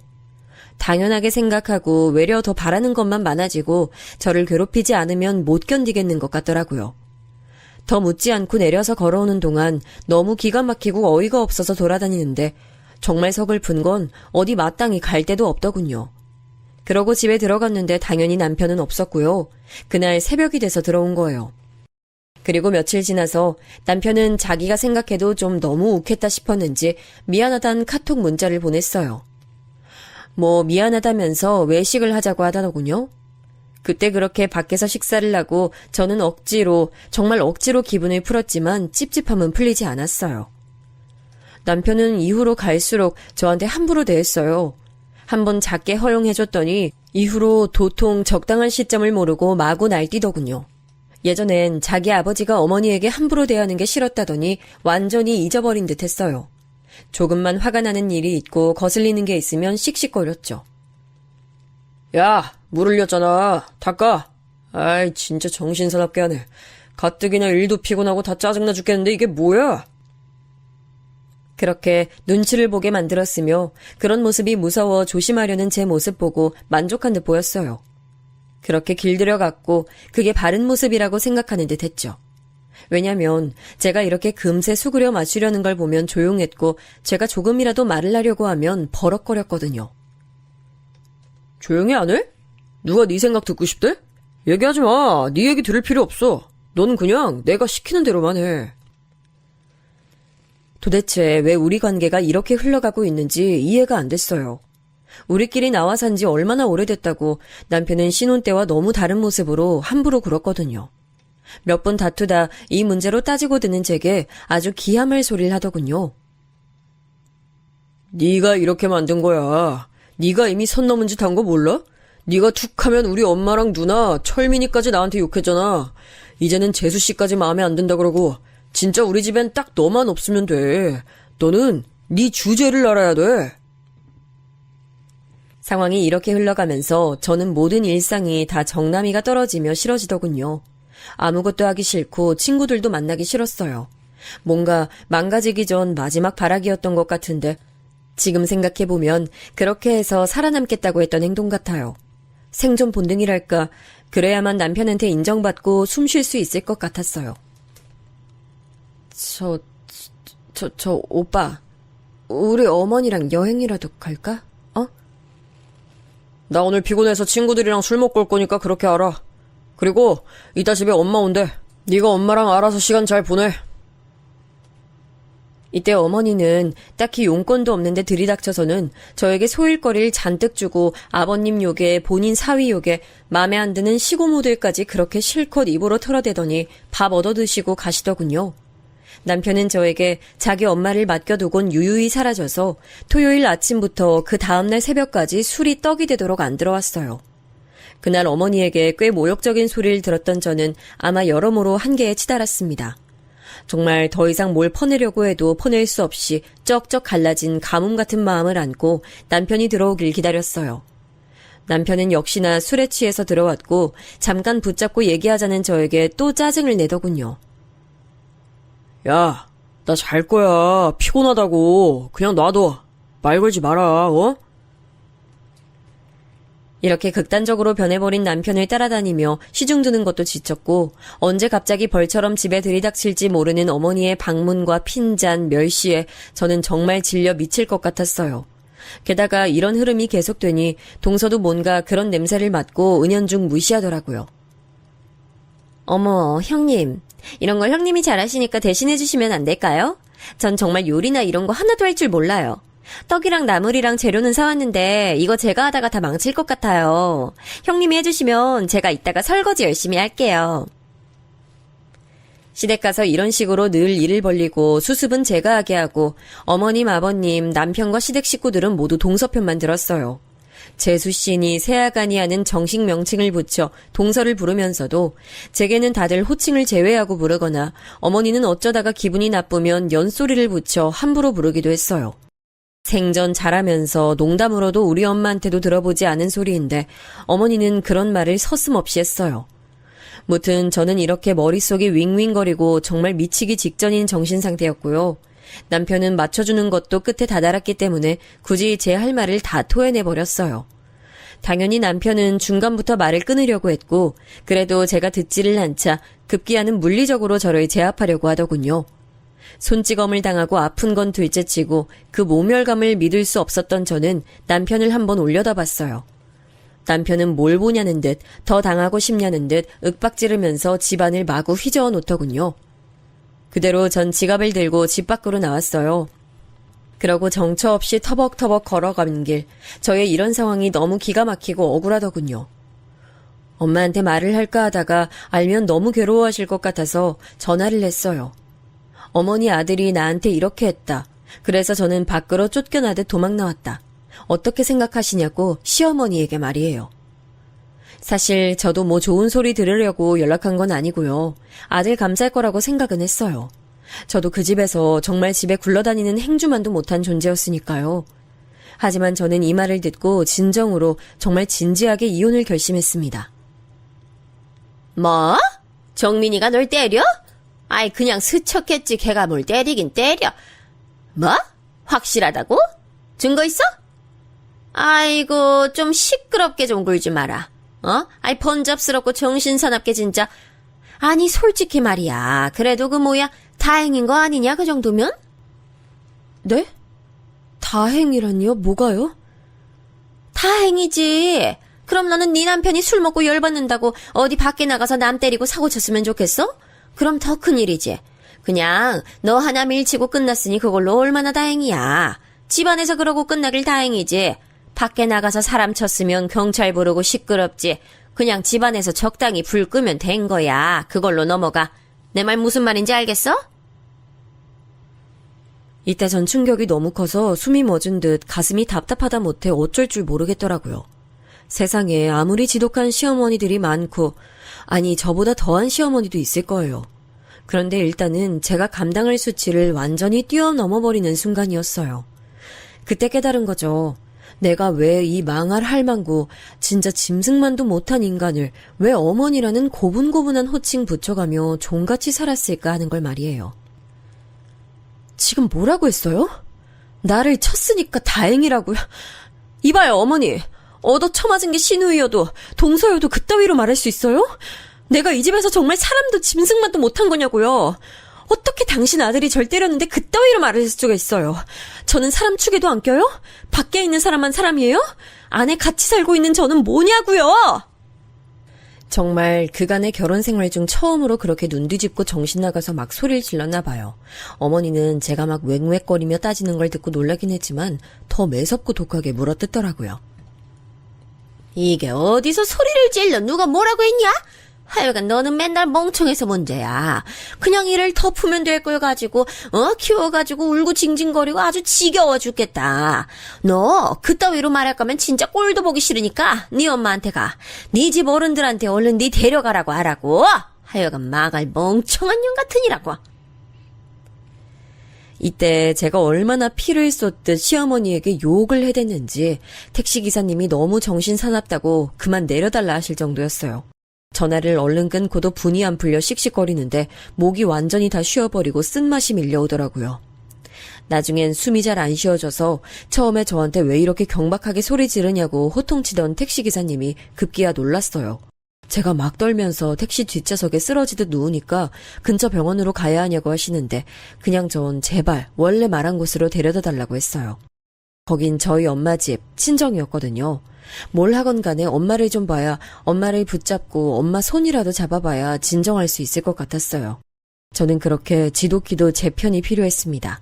괜찮다고, 너 잘못한 거 없고, 너는 그냥 괜찮다고, 저기서 그렇게 잘근잘근 씹혀지고 함부로 취급당할 애가 아니라고 다독여줄 제 편이요. 거의 다 가서 엄마에게 전화를 냈고 제 대신 전화를 기사님이 받아서 통화해 주시는 덕에 엄마가 뛰어왔어요. 얼굴이 허옇게 혈색이 다 빠진 상태로 비틀거리며 택시를 타고 온 절 보고 엄마 가슴이 얼마나 찢어지셨을까요. 그때 엄마 부축을 받고 집에 들어가서 따뜻한 엄마 집에 누우니 그제야 잠이 밀려오더라고요. 몸이 얼마나 지쳐 있었던지 정말 우는 것도 이젠 지겨워서 하고 싶지 않았어요. 다음날 눈을 뜨자마자 걱정하는 얼굴로 저를 보고 있는 엄마에게 조용히 말했죠. 엄마, 나 이혼해도 돼? 제발 부탁이야, 이혼시켜주라, 어? 엄마는 놀란 듯 했지만 제가 이런 말을 그냥 하는 게 아니랄 거란 예상을 아마 밤새 했던 것 같아요. 몇 가지만 물어봐도 되겠냐 하며 제가 겪은 일들을 말했고 엄마가 너무 충격을 받고 있기에 어느 정도는 약화시켜서 말하기도 했어요. 말하다 보니 저만큼 상처를 새롭게 받고 있는 사람이 우리 엄마였거든요. 이 말을 통해 제가 엄마에게 상처를 준다 생각하니 너무 자세히 말할 수도 없었어요. 이래저래 엄마는 저 스스로 나서지 못하도록 최대한 방어를 하면서 정말 지독한 그 이혼 과정을 끝끝내 마치게 됐어요. 너무 황당하게도 이혼 과정 말미쯤엔 남편이 이혼을 못 해주겠다고 했어요. 심지어 저에게 사과하는 문자를 길게 보내기도 했고요. 하지만 저는 정말 할 수 있는 모든 것을 다 쏟아내버렸나 봐요. 진심인 듯 느껴지긴 했던 그 내용들을 봐도 정말 서글플 정도로 마음이 돌아오지 않더군요. 완전히 굳어버려서 이혼 외에 다른 길은 생각할 수가 없었어요. 이혼하고 난 뒤 저는 정말 아주 바쁘게 살았어요. 애가 없이 이혼을 했는데도 이렇게 괴롭고 하루하루 돌아버릴 것 같은데 애 있는 상태로 이혼한 엄마들은 어떨까 상상도 하기 힘들더군요. 그래도 뭐라도 하고는 살아야 하니 여전히 환경이 좋지 않은 데다가 매일 밤 울음을 참는 엄마를 보며 제 딴에 나름 경제활동을 했어요. 알바도 하고 뒤늦게 돈을 벌러보다 보니까 정말 뭐가 뭔지 모르겠더라고요. 와중에 주부들끼리 모여서 하는 창업활동이 있다고 해서 그쪽도 나가봤는데 결국은 자리 싸움이고 그 안에서도 파벌이 있어서 어울리기 싫어졌어요. 저는 당시 싸움이란 건 정말 너무너무 질려있는 상태였기 때문에 누구를 미워하고 갈리는 건 알아서 피해 다니게 되더군요.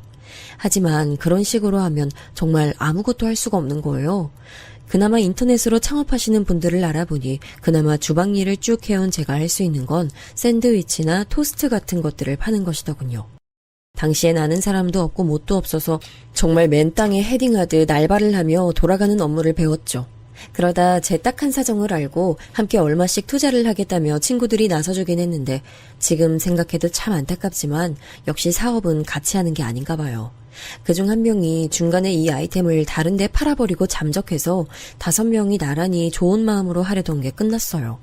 상처가 남는 상태가 돼서는 이후 우리들 간의 화제에서 창업은 입에 올리지 않을 정도로 끝이 나빴습니다.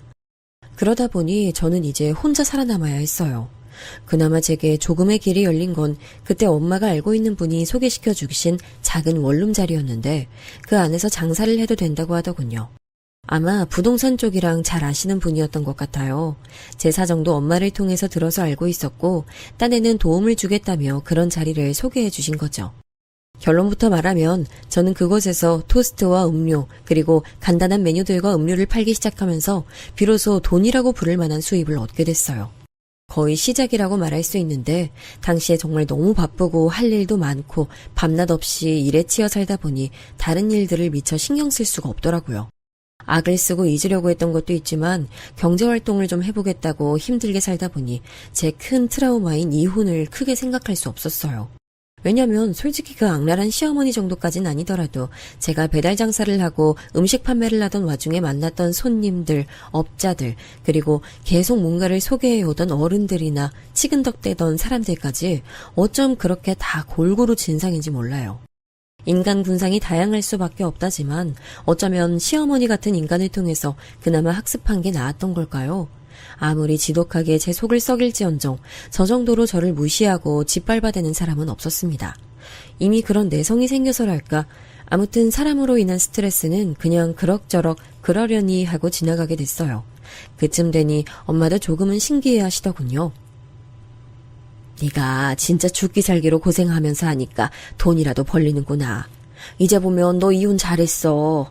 엄마도 그동안 마음고생 많이 했는데 앞만 봐도 너 이혼 잘한 것 같아.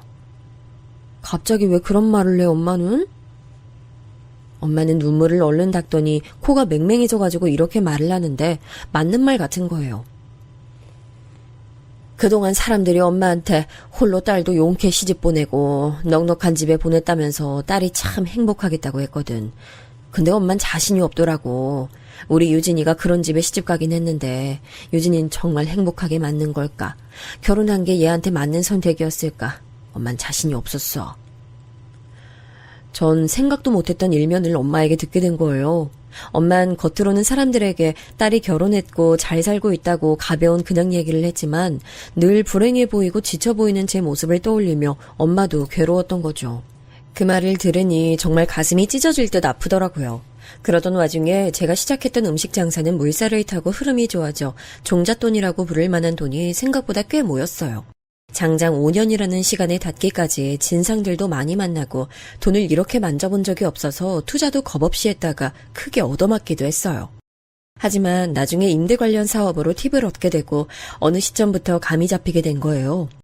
저도 저의 이런 변화가 스스로 놀랍게 느껴지기도 했고 물론 투자에서 잘 안 된 것도 있지만 부동산 관련해서도 감이 많이 좋아졌더군요.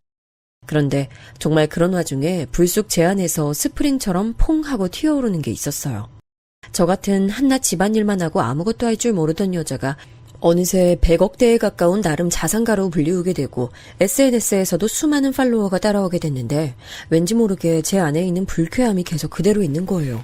뭔가로 덮고 닦아내고 그러면 될 줄 알았는데 인생의 힘든 길목마다 자꾸 떠오르더군요. 그건 바로 시댁에 대한 안 좋은 기억들, 시궁창 같은 추억들이었어요.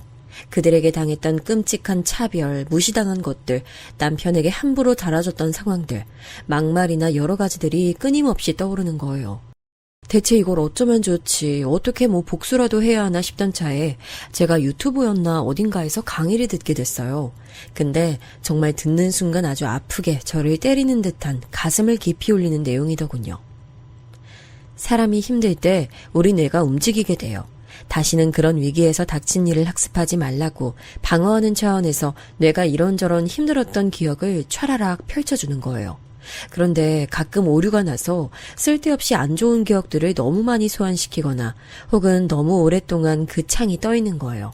그럼 사람은 계속 안 좋은 기억에 휘말려 있고 부정적인 생각을 하게 되는 거예요.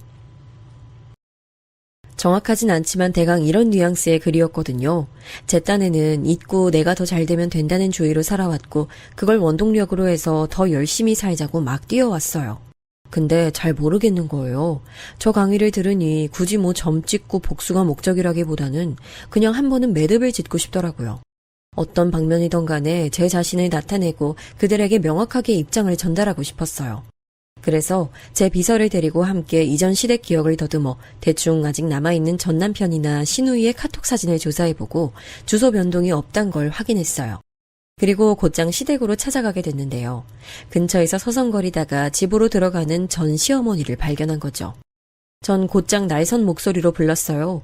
그때 참 다행히게도 시어머니 혼자 있지 않고 그 표독스러운 시누이도 옆에 붙어 있더군요. 안녕하세요, 어머니. 형님, 저예요. 유진이요. 제가 떡하니 서서 팔짱을 끼고 제 차 앞에서 그들을 불렀어요. 그랬더니 둘은 저를 보고 처음에 못 알아보는 듯 했어요. 그러다가 눈살을 찌푸리면서 다시 보더니 험악한 얼굴을 한 상태로 인지하더군요. 너 뭐야? 뭐냐고, 뭐야? 저요. 저 이전 며느리였던 유진이요. 아시면서 왜 그렇게 부르세요?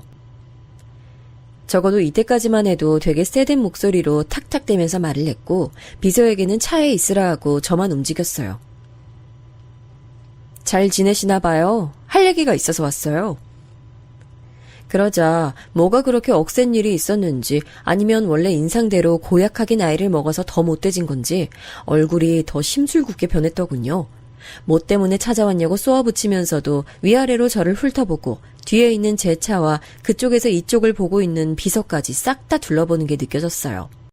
심호흡을 싹 하고 아주 차분하게 말했죠. 사실 제가 이혼하고 힘들게 살아오면서 어머니나 시댁 나부랭이들 떠올리면 욕밖에 뭐가 더 있겠나요? 욕지거리하고 아주 진상짓을 하고 아니면 그들이 그렇게 찬양하던 돈으로 그들을 조롱하고 다 짓이겨버릴 수도 있었을 거예요.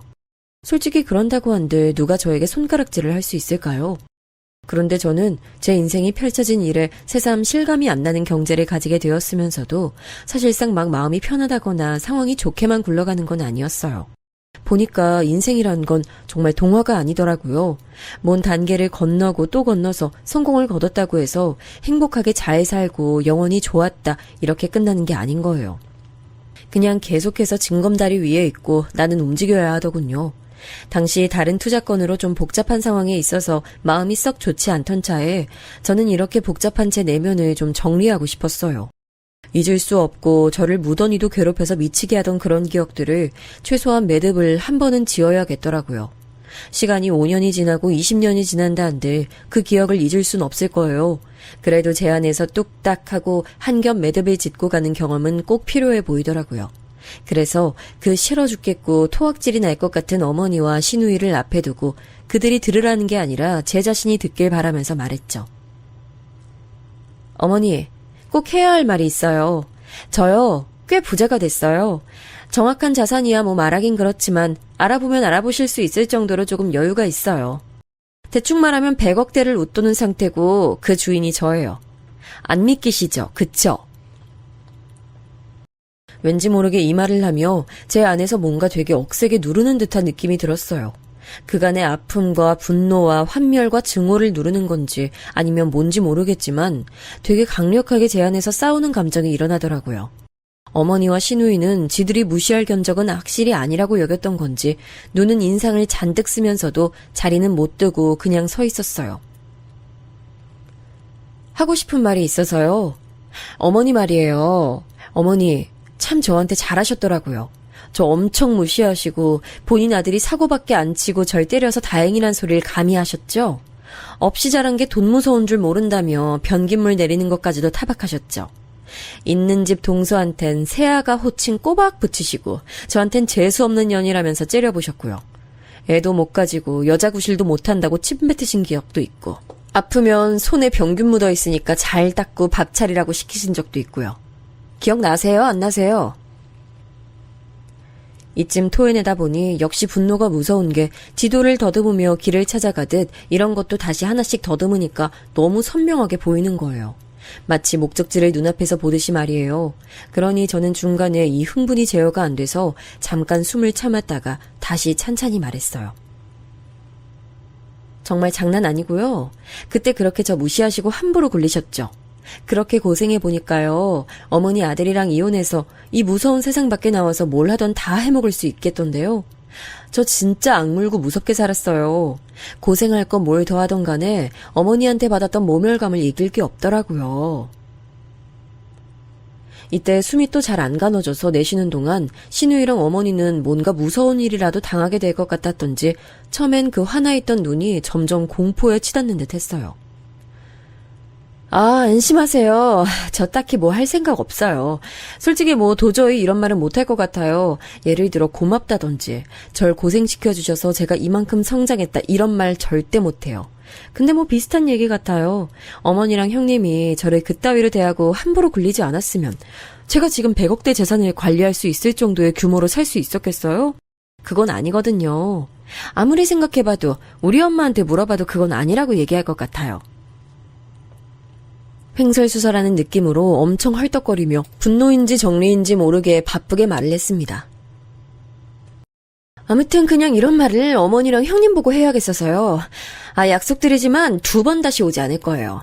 다시 얼굴 볼 일은 없을 테니까 안심하고요. 어찌됐건 2분이 저한테 독살스럽게 하신 덕분에 지금의 제가 이렇게 됐네요. 잘 산다고요? 끝. 이렇게 끝이에요. 무슨 말인지 알아들었죠? 그럼 저 가요. 안녕히 계세요. 그러고 마치 남편과 둘이 살던 집에서 택시를 타고 엄마 집에 쓰러지듯 내렸던 것처럼 간신히 걸어서 제 차로 와서 거의 쓰러지듯 차에 탔어요. 진정이 안 되는 그 감정이 분노였는지 울음이었는지 내 자신에 대한 동정이나 처연함이었는지 모르겠어요. 그래도 그 말을 하고 거의 눕듯이 기대 앉아서 집으로 돌아오는 동안 갈수록 채기가 내려가듯 마음이 좀 안정되더라고요. 확실히 그런 매듭을 지어야 하는 게 분명히 필요했나 봐요. 복수를 한 것도 아니고 따지고 보면 이도저도 아닌 것 같기도 하죠. 그래도 할 말 했고 정리했어요. 피 튀기는 복수를 해서 그들을 깔아뭉갠다 밟아놓는다 그런 게 다 무슨 소용이 있죠? 제 자신을 온전히 생각한다면 저라는 길고 긴 영화 안에 저들이 있다면 크게 필요한 장면은 아닌 것 같아요. 시댁에선 벗어났고 제가 이만큼의 성과를 거두는 인생을 살았다고 하지만 여전히 저를 자잘하게 괴롭히는 사람들이 있습니다. 눈치를 봐야 하는 사람도 사업도 있고요. 신경 쓸 게 여전히 있죠. 제가 그런 끔찍한 시집살이를 통해 얻은 건 100억대의 자산이 아니라 그냥 저에게 시비 걸어오고 싸움 걸어오는 것들에게 지지 않겠다는 정신, 그거 하나 같아요. 될 때까지 해보자가 아니라 지지 않겠다, 일어나 보겠다 하는 생각으로 악착같이 왔죠. 뭐래도 어머니 같은 관계에서 저한테 그보다 더 험악하게 굴 수 있는 사람은 다행히 없었고요. 그렇게 계속해서 제 사업 안에서도 쭉 싸워가고 있는 중이에요. 그렇게 메시지만 전달했을 뿐인데도 형님과 어머니 얼굴은 거의 기절할 지경이더라고요. 제가 뭐 해코지를 할까 겁먹은 것 같길래 그럴 생각은 없다고 누차 말했는데도 믿을 수 없나 봐요. 그건 죄 지은 거 많아 불안할 일 많은 그들 몫인 거고 저는 이대로 우직하게 제 갈 길을 가려고 합니다. 솔직히 쓰면서 많이 힘들었어요. 기억들을 끄집어내고 거기에 다시 몰입이 되어 생각을 하다 보니 정리를 한다는 게 참 쉽지 않네요. 들어주시는 분들도 이 힘든 얘기 같이 들으시느라 고생하셨네요. 감사합니다.